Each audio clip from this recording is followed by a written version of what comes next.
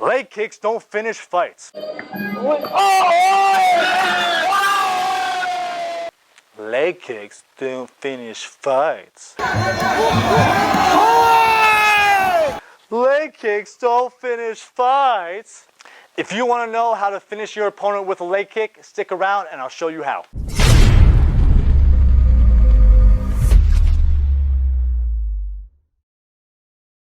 What's up, pro fighter? Sean Fagan here from MuayThaiGuy.com, and I finished some fights with my low kicks, so I figured I'll show you some of the best tips and practices that you can use in your training and sparring and fighting, so this way you can rip off the leg of your opponent, and if you're an asshole of a training partner, your training partners as well.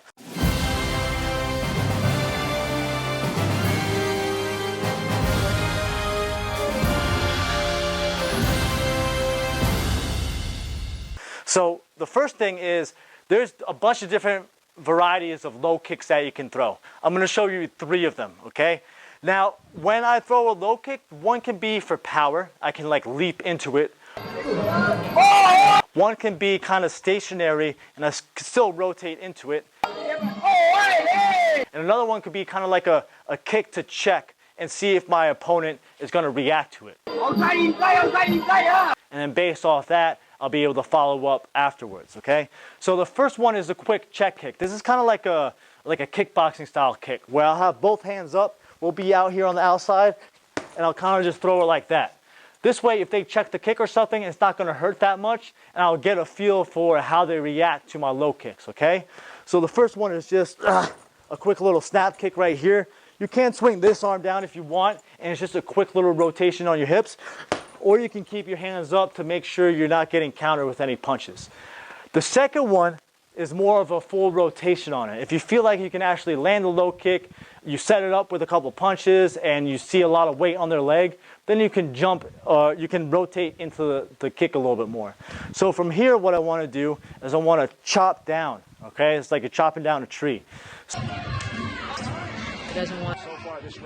So I want to rotate my body, and as I rotate my body, my whole hips and my torso and shoulders are going to rotate through, okay?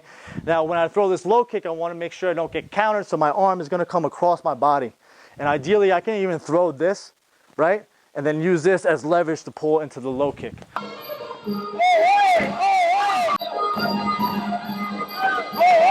So the second style low kick is I'm here, and I'm just going to rotate around.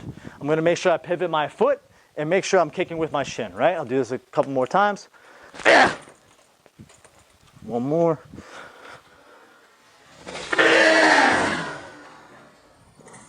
Okay? And then the third style of kick is a power low kick.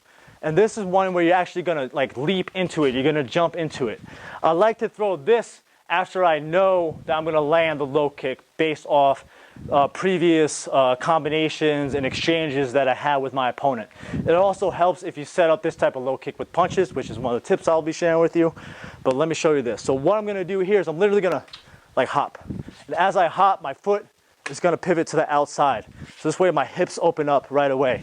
Then my leg is going to be like a baseball bat, and it's going to boom, it's going to hammer down on that leg, or in this case, the heavy bag when I do it. So as I hop out, this leg is going to come up and it's going to chop down, okay? So from here, all right, I'm going to really dig into it.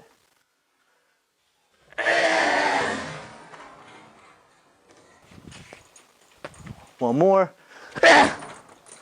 Okay? So those are 3 different variations of the low kick that you can try. Now, off of those 3 kick variations, there's a bunch of different tips that you need to take in consideration when you're trying to throw low kicks. First things first is if your opponent checks a kick, it's going to hurt like a bitch. It's going to hurt you, it's going to hurt them, but it's probably going to hurt you a little bit more because you're throwing all your power into your kick. So conditioning your shins and knowing how to properly do shin conditioning is going to be super important. So make sure you check out my video if you haven't already. That being said, if someone checks your kick, it's going to hurt no matter what, okay? Now, when I throw my low kicks, in order for them to not check my kick, I need to set it up. So I like to set up my low kicks with hand combinations. I'll get my opponent thinking about punches to the face or punches to the body. And so this way, all their weight is on their lead leg, and I'm able to attack with the low kick, okay? So a lot of the times, something as simple as like a jab, hook, or a jab cross, and then following that up with a low kick is highly effective. I like the jab cross because I could throw the jab cross and then follow up with that low kick right away.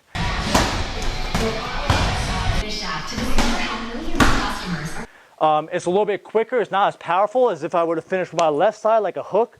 This way the counter rotation is a little bit more powerful with that. So 2 simple combinations, let's say, for the low kick is I could throw the jab cross, boom, boom. I could keep this out here if I wanted to, and then use this as like a blinder to blind my opponent. So this way I can land the low kick. So I can throw jab cross, and then follow up.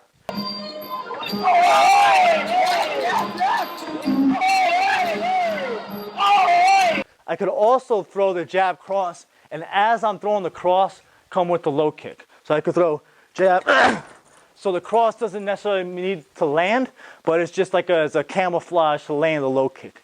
Another simple one is throwing the hook. So if I throw the hook, whether I land it or not, as long as it's hitting them, they could block it. If they block it, all their weight is going to shift onto their lead leg. Ernesto Hoost is a magician at this. He would throw the hook and get all their weight on their lead leg and then chop that lead leg down.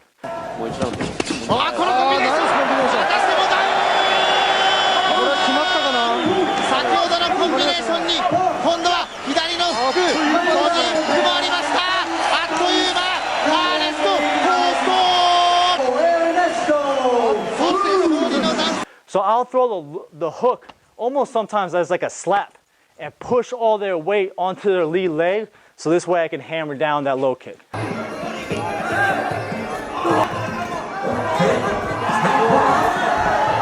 So I'll throw the hook and finish with the low kick. If you want to do Ernesto Hoost style, after I throw the hook, I can jump into that low kick and really get a lot of power behind it. Hook. More things to take in consideration is where you want to land with your shin. The higher up towards your knee, the more dense your shin is, generally speaking. So the higher up you land with your shin, the more painful it's going to be to your opponent. The lower you land, if you land with like your ankle or foot, yeah, it will hurt a little bit, but it's not going to hurt as much as if you land with the shin. Also, if someone were to check your kick and you kick with your foot, you could break your foot really easily.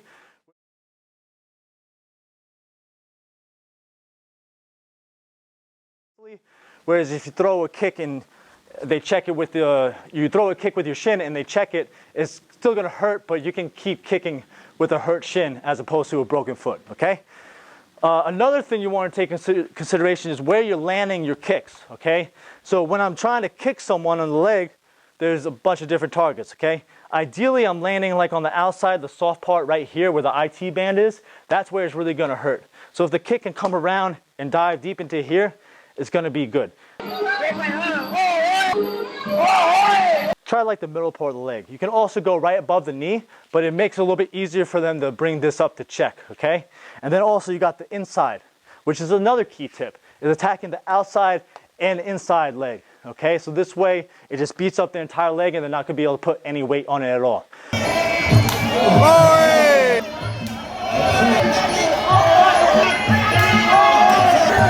Go, stay loose!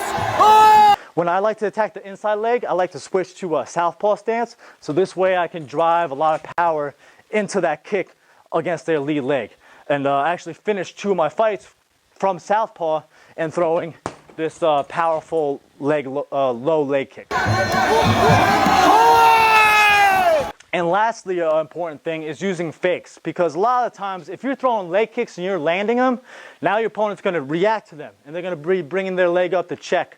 And obviously you don't want to kick into a check. You can, and you can kick through their check and be like, no, bitch, like it doesn't matter if you're checking the kick or not, I'm going to still kick your leg. And that's hardcore, and it's good if you have good shin conditioning. And you can also do that if you know you're hurting your opponent. But if you want to avoid getting your kick checked, you want to make sure that their weight is on their leg. So fakes and feints are super important. Just kind of stepping through, rotating your hip will get them to react. Or timing their strikes for low kicks.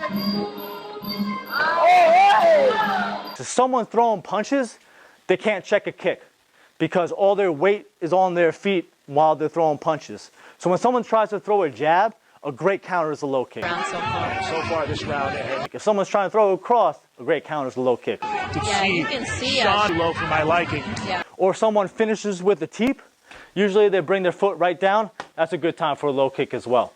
And so utilizing your opponent's rhythm and flow, and also disrupting that rhythm and flow with your own fakes and feints is super important if you want to land these KO kicks to the leg.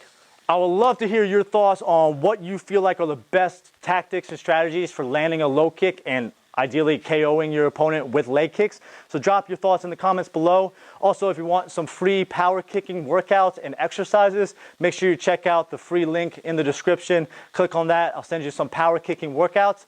But yeah, that's all I got for now, and I'll see you in the next video.